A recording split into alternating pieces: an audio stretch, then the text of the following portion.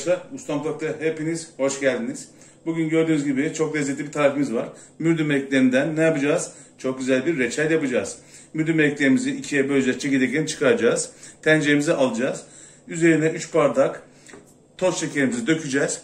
Yarım bardak da suyumuzu dökerek bir gün önceden bekleteceğiz. Sabaha çıktığı zaman şekerimiz eridi ve mürdüm eriklerimize buluştuğu zaman kaynatmaya başlayacağız. Eriklerimizi şöyle bıçak yardımıyla ikiye böleceğiz. Çekirdeklerini çıkaracağız. Siz isterseniz fırında da yapabilirsiniz. Ben tencerede yapmayı tercih ediyorum. Bir dahaki tarifimizde fırında da deneyeceğiz. Fırında da çok güzel oluyor. Bu şekilde de yapabilirsiniz. Tam mevsimi olduğu için de reçelimiz çok güzel olacak. Eriklerimizi bu şekilde ikiye böldük. Şimdi 3 bardak toz şekerimizi şu üzerlerine ilave ediyoruz.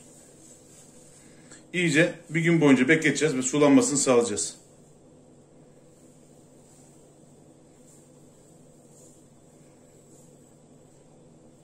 Bir kilo eriğe 3 bardak toz şekeri döktük ve yarım çay bardağı kadar da şöyle suyumuzu ekleyelim. Sulanacak kadar yardımcı olsun. Şöyle biraz karıştırabiliriz. Yardımcı olmak için. İyice şeker hepsine işlesin.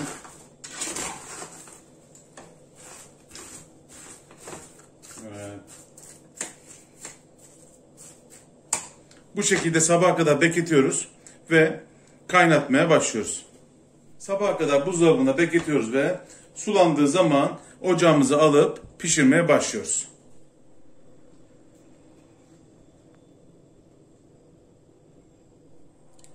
Mürdüm eriğimizi dolaptan çıkardık.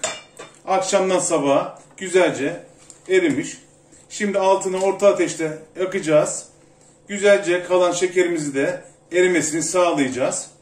En son kaynamaya yakında güzel ağdalandığında bir tatlı kaşığı kadar limon tuzumuzu atacağız. Biraz da parlasın diye içerisine şöyle bir çay kaşığı kadar da tereyağı atacağız. Ve ondan sonra kavanoza doldurmaya başlayacağız.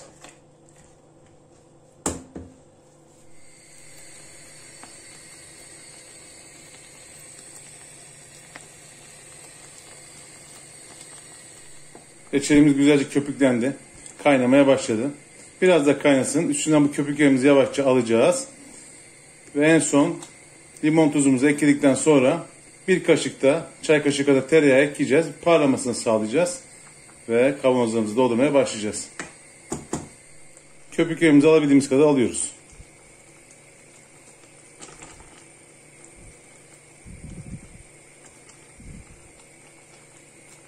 Şöyle üstünden.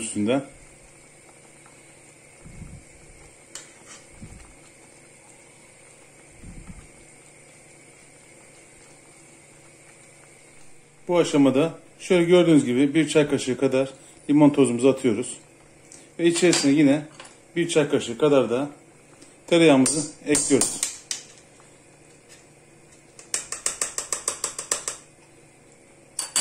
Şöyle güzelce bir karıştıralım. Çok zedelemeden.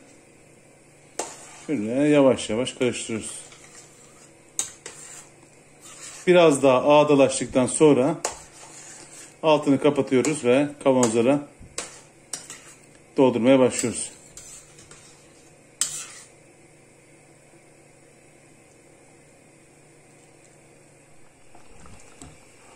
Reçelimiz kıvamına geldi. 20-25 dakikada kaynatıyoruz. Şimdi bakalım şu tabağımıza alalım bir parça. Şöyle parmağımızla şöyle güzel bir çekelim. Birleşmiyorsa bizim için kıvamı tamamdır. Şimdi kavanoza ters çevirebiliriz. Evet, kavanozuma eriklerimi güzelce dolduruyorum.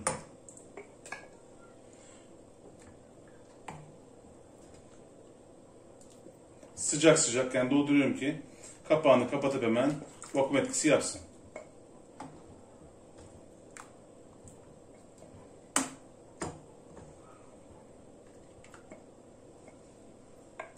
Reçelimizi ağzına kadar doldurduk. Şimdi kapağını güzelce sıkıca kapatıyoruz.